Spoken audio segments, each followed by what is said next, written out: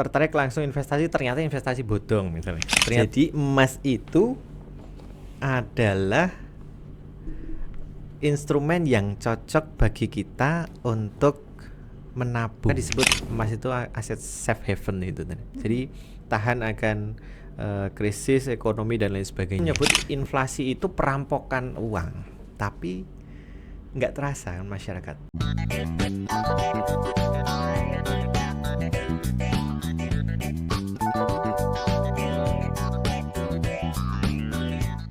Assalamualaikum warahmatullahi wabarakatuh. Salam sejahtera untuk kita semua. Jumpa lagi sahabat podcast Febi TV bersama saya Yaya.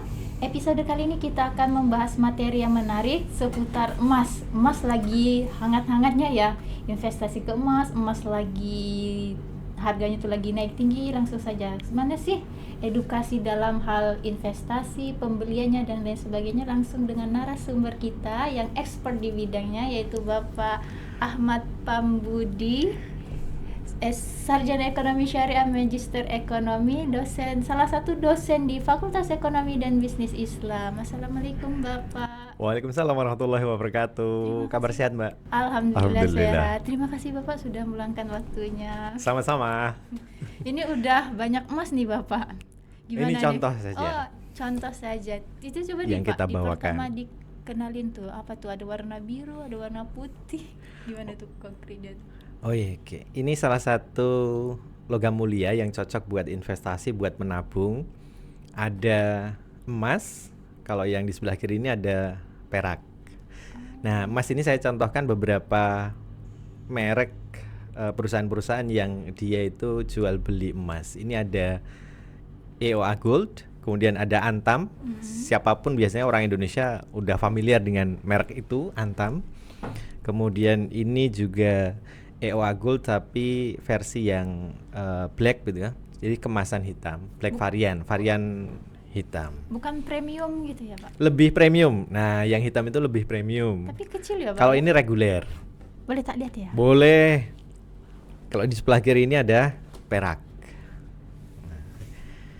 Oke Bapak, ini beda-bedanya nih apa nih? Kalau beda harga atau beda merek tuh gimana tuh Pak? Kalau dalam berinvestasi tuh Bapak nyaraninnya mana?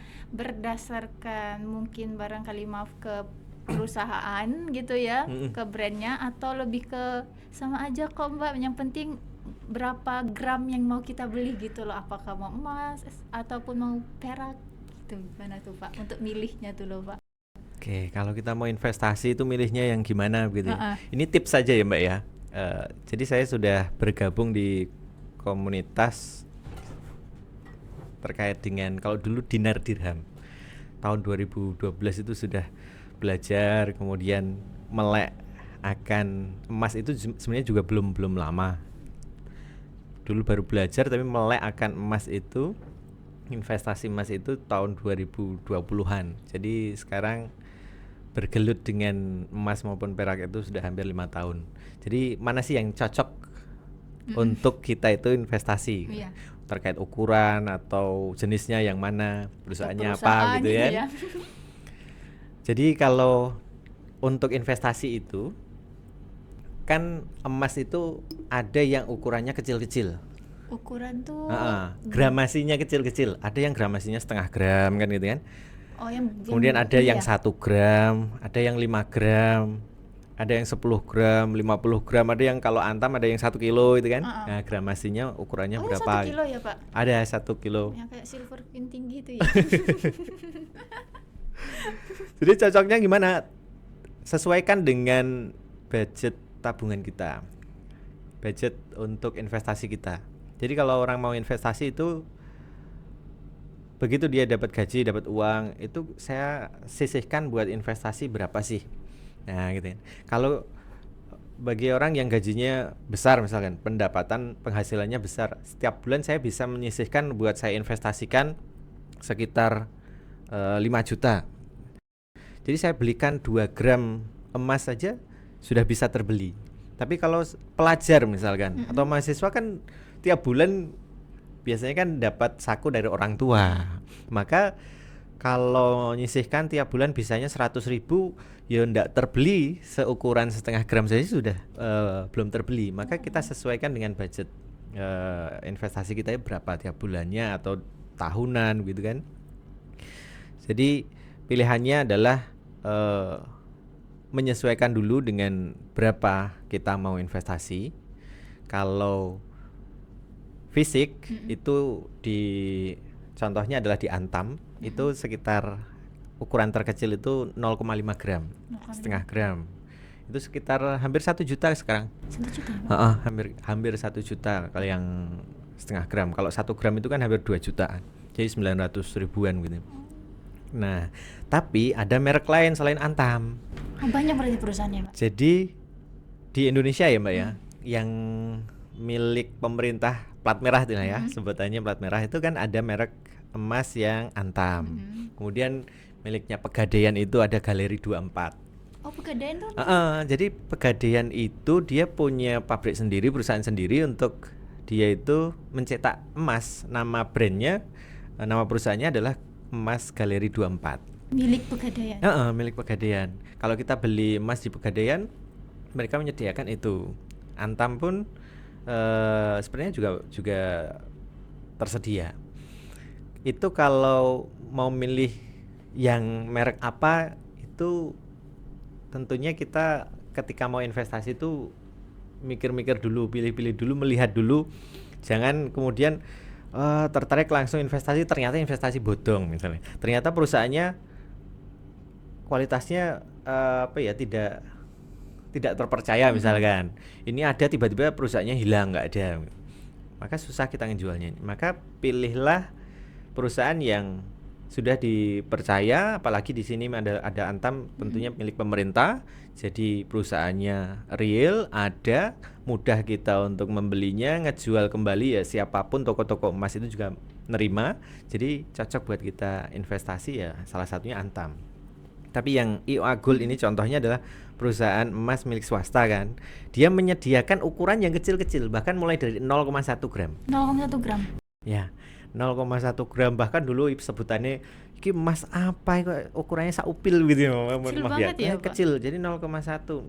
Cuman tidak saya bawakan contohnya. Ada yang kecil banget. Nah, itu kalau pelajar bisa terbeli, cocok dia. Itu kalau range harganya itu berapa? Kira-kira 0,1 gram berarti cocok ya untuk menekan sikap konsumtif. Coba tak cek ya, tak bukakan ya. Kalau yang 0,1. 0,1. Ini 0,1 itu kisaran 216.000. 0,1. Padahal dulu sekitar 5 tahun yang lalu 40 ribuan. 40 ribu ya? Berarti memang harus melek emas ya, Pak ya? Melek emas ya, Pak?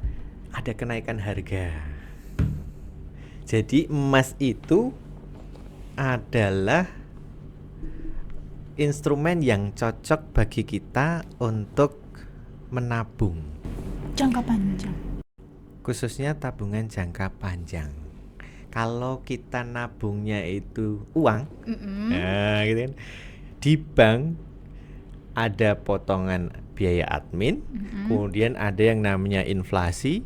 Iya. Kalau di dunia pendidikan kan kita biasanya didefinisikan inflasi itu kenaikan harga barang-barang secara umum gitu. Biasanya itu kan titik itu aja.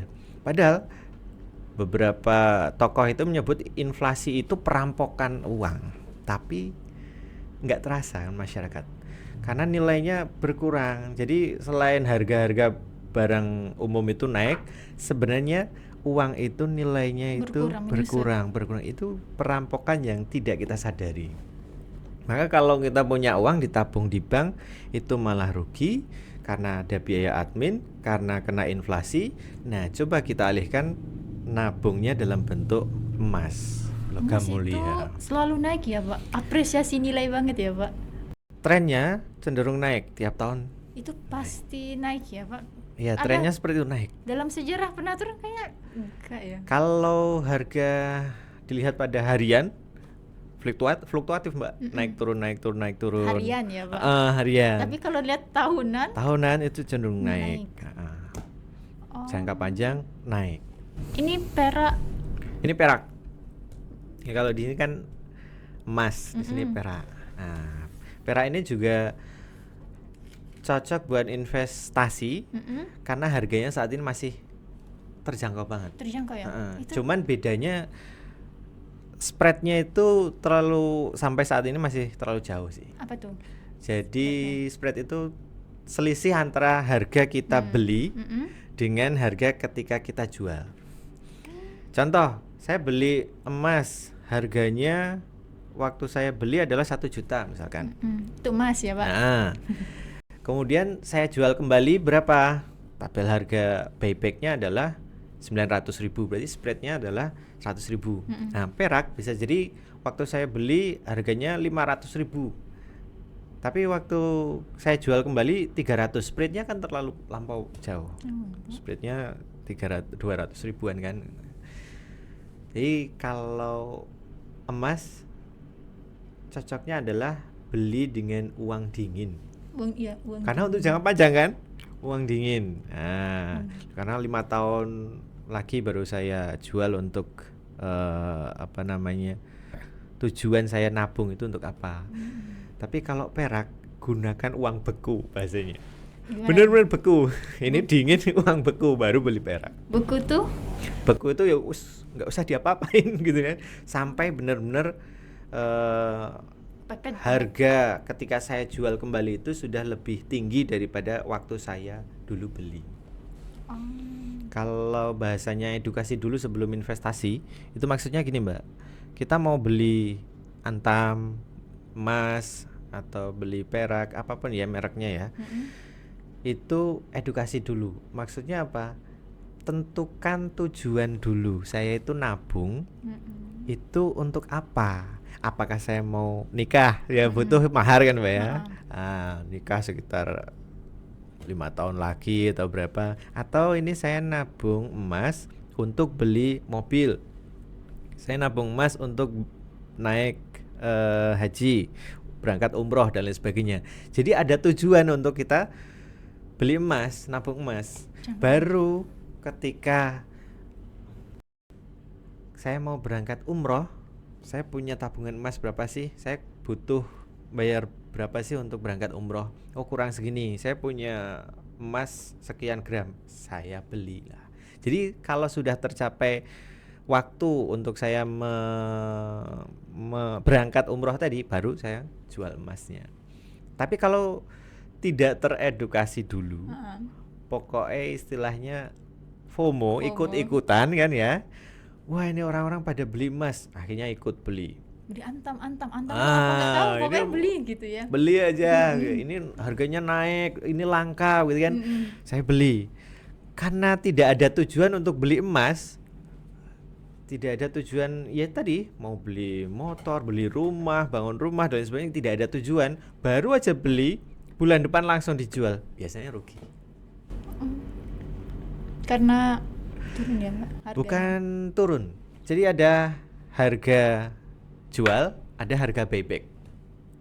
Jadi antam contoh ya, antam itu kan di website resminya logamulia.com itu kan menyajikan harga beli sama harga buyback.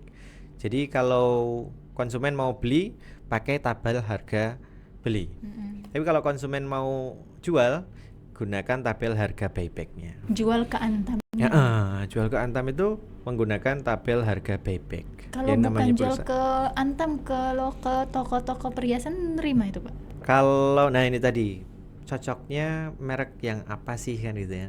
Nah kebanyakan toko-toko emas itu kalau antam pasti terima. Toko-toko emas perhiasan itu biasanya kalau kita mau ngejual emas ke toko perhiasan, harganya kurang lebih sama dengan di websitenya antam, cuman lebih rendah. Nah, makanya kita mesti pinter-pinter untuk ngecek di toko ini berapa, di toko ini berapa, tanya di sana berapa. Nah, kita pilih ketika mau jual adalah harga jual yang tertinggi. Jadi tidak mudah kita untuk melepaskan. Tapi semua toko perhiasan nerima semua dari perusahaan apapun itu ya Pak? Atau enggak? Gimana tuh? Kalau pengalaman dari saya kan pernah ke beberapa toko emas ya, toko perhiasan, kemudian ke Pegadaian juga, kemudian ke BSI. Itu toko-toko perhiasan itu mayoritas kalau mau kita ngejual Antam itu terima. Meskipun ada yang beberapa toko emas itu dia tidak terima dengan alasan dulu belinya di mana gitu lah. Maksudnya gimana? Kita beli Antam itu dari toko emas yang lain. Kemudian kita jual ke toko emas itu, mohon maaf, kami hanya menerima buyback ketika emas itu dulu belinya di toko kita. Jadi kalau emasnya belinya di toko kami terima, siap terima. Tapi kalau belinya dari toko yang lain, mohon maaf belum bisa terima. Kadang ada yang menunjukkan harus menunjukkan nota kan itu. Nah, notanya dari toko yang lain Mas belum terima. Itu kenapa ya Pak kalau alasannya? Nah, itu masalah kebijakan masing-masing toko. Misalkan untuk berjaga-jaga ada emas yang dicurigai tidak asli misalkan. Tapi bisa dicek dulu ya Pak ini Pak? Kalau di sini Antam itu bagus Mbak. Ini kalau misal ya Pak, contoh mau dijual ya, biasanya kalau di toko perhiasan tuh dicek dulu nggak sih Pak? Iya. Ada alat khusus gitu ya? Ada beberapa toko emas yang memiliki alat khusus untuk menaksir emas gitu. Atau ada mereka memiliki tim khusus gitu ya, seseorang yang sudah ahli menaksir emas, apakah emas ini murni 24 karat asli atau tidak, biasanya ditaksir dulu. Ada alatnya khusus, atau kalau tidak memiliki alat biasanya digosok. Digosok di batu khusus, kemudian diberi cairan. Kalau hilang biasanya ini bukan emas asli. Kemudian berapa kadar karatnya itu kelihatan. Kalau Antam itu kan dia memiliki beberapa cara untuk kita ngeceknya ya. Dia memiliki barcode yang kita bisa cek. Saya punya ini nih aplikasinya. Harga? Serti. Nah, ini saya contohkan ini ya. Oh, untuk ngecek ya Pak? Nih, kan ada barcode nih. Saya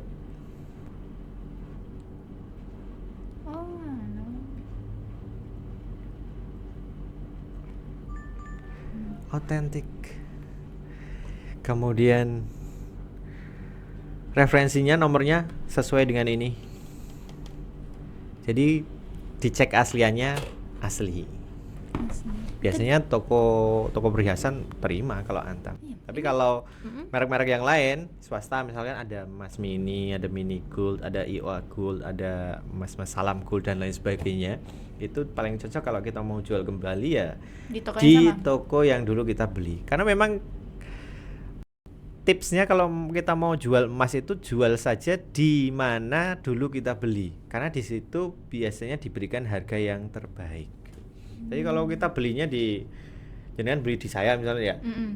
Kemudian satu ketika mau jual, jangan jualnya ke toko perhiasan di sekitar sini. Biasanya dikasih harga yang lebih rendah. Tapi kalau beli di saya, dijual lagi ke saya, tak kasih harga yang terbaik sesuai dengan tabel harga harian hari ini. Gitu Mbak. Jual belinya tuh di mana dulu sih Pak? Di toko perhiasan ya Pak ya? Atau mungkin ada perusahaan khusus gitu? Alhamdulillah saya kan bersama istri itu bergabung di ini ya, di teman-teman komunitas yang jual beli logam mulia. Ada emas, ada perak, ada dinar, dirham dan lain sebagainya. Itu karena kita ada komunitas, kemudian kuncinya adalah kita itu sharing, berbagi edukasi dulu sebelum untuk investasi. Nah di situ juga banyak teman-teman yang jualan emas ini tadi, ada Antam maupun merek yang lain. Pun kalau kita mau beli langsung di gerainya atau di butiknya lah ya, itu juga bisa. Butik Antam juga bisa. Kemudian di Pegadaian itu ada Galeri 24, beli di situ bisa. Tapi biasanya ngantri. Ya. Iya Pak. Apa sih kalau misalnya berarti kalau dibandingkan sama emas yang perhiasan itu lebih menyarankannya gimana tuh Bapak menyarankannya? Oke. Logam mulia dibandingkan dengan emas perhiasan ya. Emas, cincin, gelang. Berarti sama-sama emas kan? Kita harus punya tujuan dulu tadi. Niatnya kan gitu. Iya. Nah, niatnya dulu kita itu beli emas itu tujuannya untuk apa sih? Kalau tujuannya untuk estetika ya, untuk kecantikan, biasanya wanita kan seneng tuh ada melihat perhiasan emas, kalung, gelang, kemudian cincin dan lain sebagainya, itu melihat itu seneng. Nah kalau untuk estetika cocoknya adalah beli emas untuk perhiasan dipakai, apalagi yang sudah berkeluarga ya. Istri memakai itu dilihat suami kan senang, itu dapat pahala loh Mbak. Nah, iya. udah nikah belum? Belum. Ini cocok nih. Tapi kalau dikasih emas mau kok Pak. Oh gitu. Benar nikah. Dikasih emas mau ya. Oke, buat calon istri, calon suaminya Mbak Yaya ini suka untuk pakai emas. Jadi untuk estetika cocoknya perhiasan. Tapi kalau dari segi kadar itu ada beda juga nggak sih Pak? Ya, kalau perhiasan itu kita biasa sebutnya kan karatnya.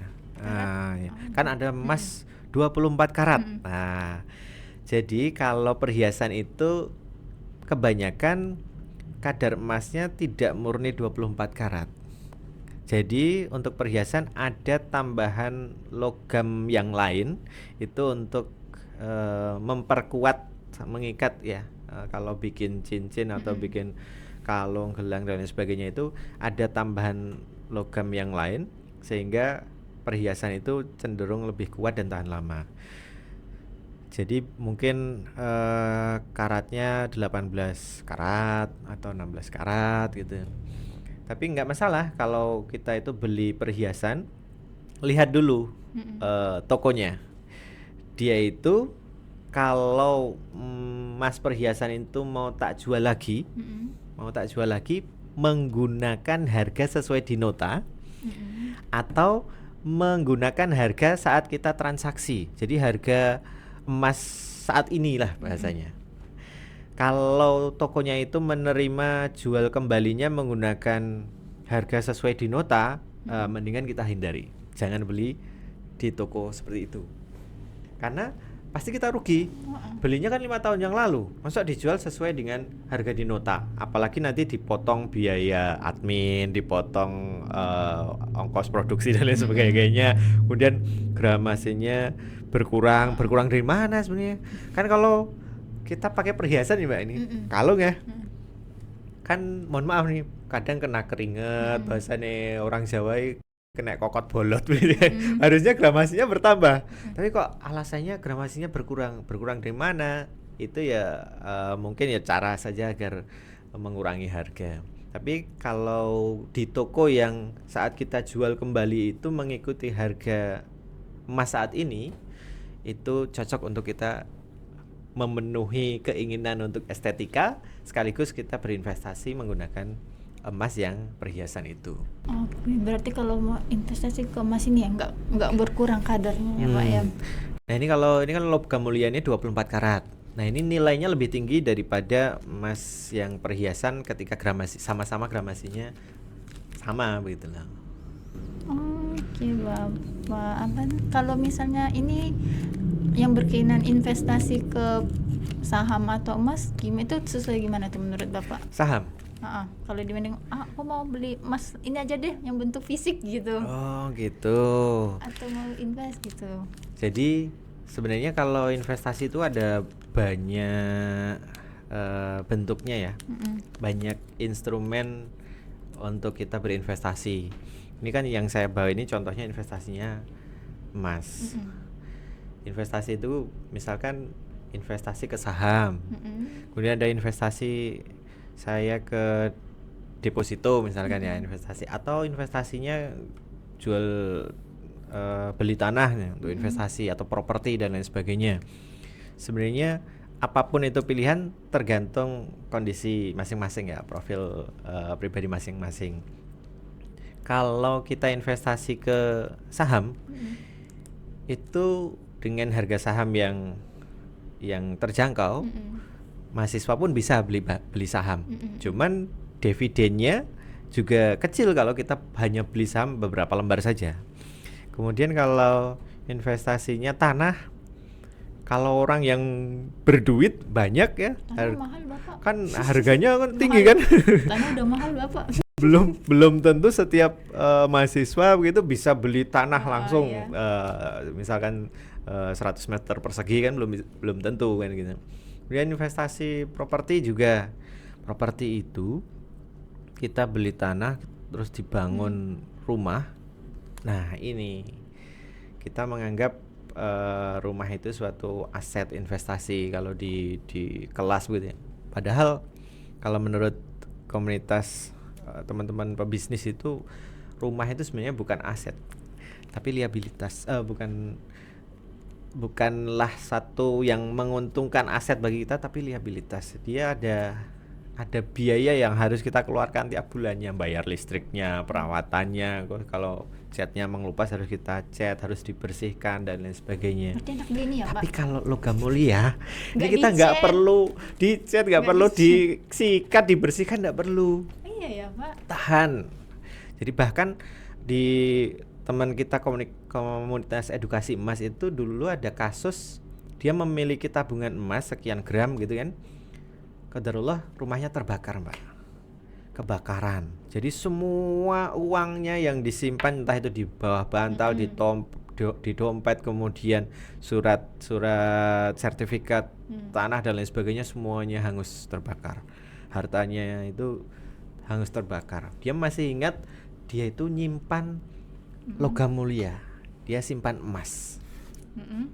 Saat itu dia menyimpan EOA Gold. Dia cari di bekas kamarnya yang terbakar itu, alhamdulillah dia ketemu.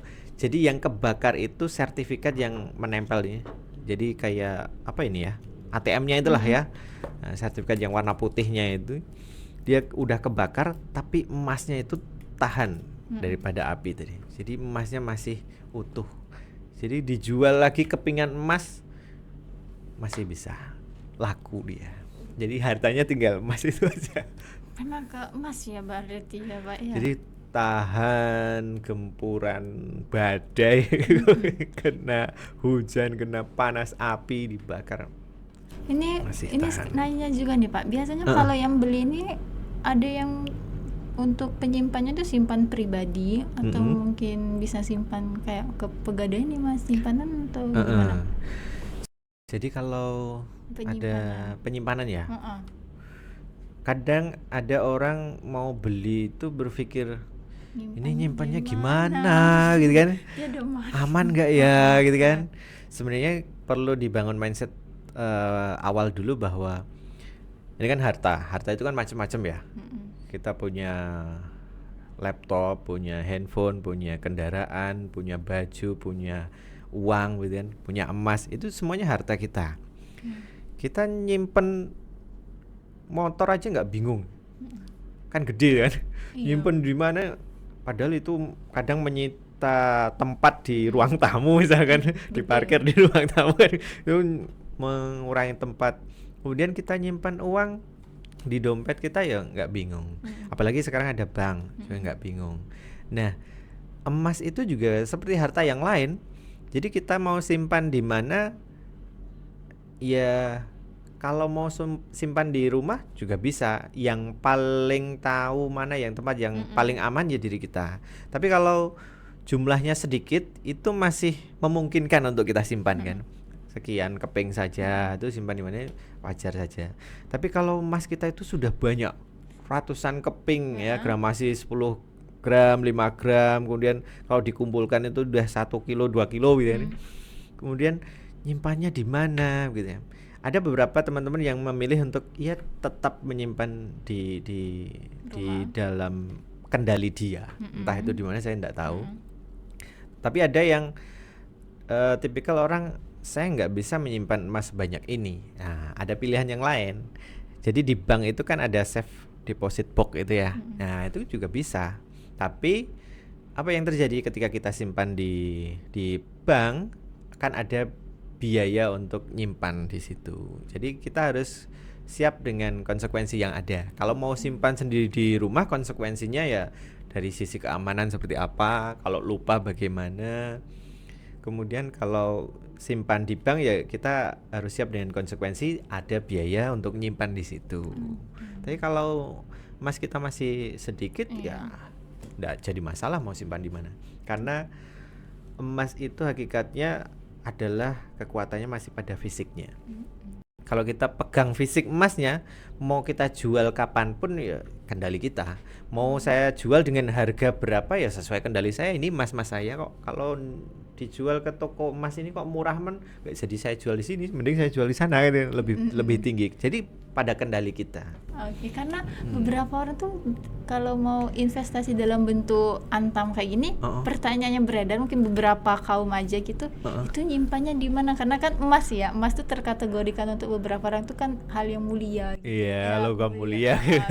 Yang berharga, suatu yang berharga mewah gitu kan. Takut nyimpannya di mana gitu. Udahlah pakai perhiasan aja dipakai kemana-mana gitu kan untuk beberapa orang. Ternyata menyediakan tempat ya Pak ya. Ada di perbankan, di pegadaian itu bisa. Tapi kalau banyak yang kecil pun juga bisa kok, bisa. Tapi ada biaya admin konsekuensi. Ada, tiap bulan ada biasanya. Sejauh ini udah banyak ya Pak yang udah melek investasi logam mulia. Melek untuk investasinya adalah emas atau logam mulia yang lain itu biasanya makin bertambah orang yang melek akan tabung emas atau investasi emas ketika ada krisis. Jadi contoh aja ya, ada waktu pandemi, kemudian waktu ada perang dagang antara Amerika Serikat dengan Cina, atau krisis ekonomi yang lain, itu biasanya orang-orang akan cenderung untuk menyadari bahwa aset yang paling aman untuk saya berinvestasi itu adalah ke emas. Maka disebut emas itu aset safe haven itu. Jadi tahan akan krisis ekonomi dan lain sebagainya.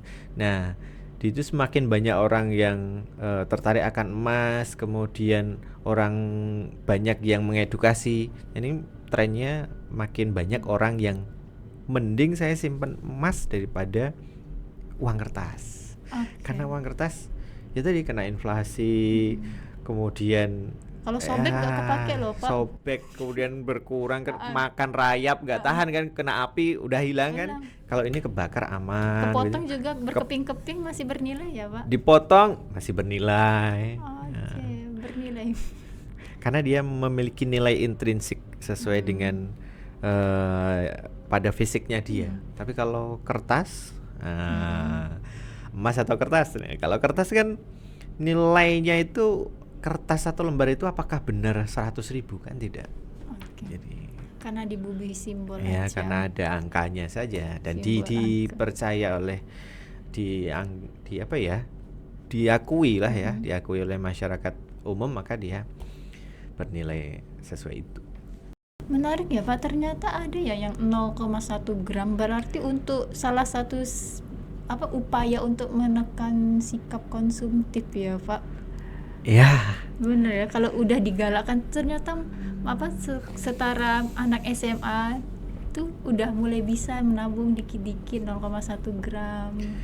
Apalagi sekarang kan ada tabungan emas, Mbak. Jadi nabung tidak bentuk fisiknya. Nah, ini nyambung dengan pertanyaan tadi. Jadi kan beberapa perusahaan, kalau perusahaan milik pemerintah kan ada Pegadaian, ada Bank Syariah Indonesia, mereka kan membuka tabungan emas. Jadi dengan tabungan emas itu kan pelajar itu bisa memiliki tabungan emas, jadi uang rupiah dikonversi ke emas dengan modal yang sangat terjangkau. Biasanya pelajar itu berapa sih mengumpulkan uang saku misalnya dari orang tua ya, biasanya ya sekitar mengumpulkan harian misalkan bisa mengumpulkan 10.000 sampai 20.000 misalkan ya. Entah mungkin beda, mungkin pelajar yang tertentu sakunya banyak gitu. Tapi rata-rata saja lah kita anggap sama pelajar bisa menyisihkan uang sakunya 10.000 sampai 20.000. Dengan uang 10.000 sampai 20.000 itu kan dia bisa menabung emas. Entah itu di BSI maupun di Pegadaian, tidak secara fisik tapi secara digitalnya itu bisa. Jadi siapapun bisa menabung. Tabungan pendidikan diri sendiri. Bisa. Ya. Makanya harus sebelum menabung kan tentukan tujuannya di awal. Tujuannya nabung itu untuk apa sih? Pendidikan, untuk menikah, atau untuk beli apa? Untuk naik haji, beli rumah, kemudian beli mobil dan lain sebagainya. Masing-masing orang kan punya. Terima tujuannya. kasih Bapak. Closing statement dulu Bapak sebelum ditutup. Closing statement. Oke. Ya. Oke, dahulukan edukasi sebelum investasi. Saya kira investasi emas itu cocok untuk menjaga nilai harta kita, dan emas cocok untuk menahan harta kita dari gempuran inflasi yang tanpa kita sadari merampok uang kita. Oke, Terima kasih. Bapak udah meluangkan waktunya. Sahabat podcast Baby TV, tadi sudah kita dengar sharing keilmuan mengenai investasi emas. Jumpa lagi di pertemuan kita di berikutnya dengan materi yang menarik. Wassalamualaikum warahmatullahi wabarakatuh. Waalaikumsalam warahmatullahi wabarakatuh.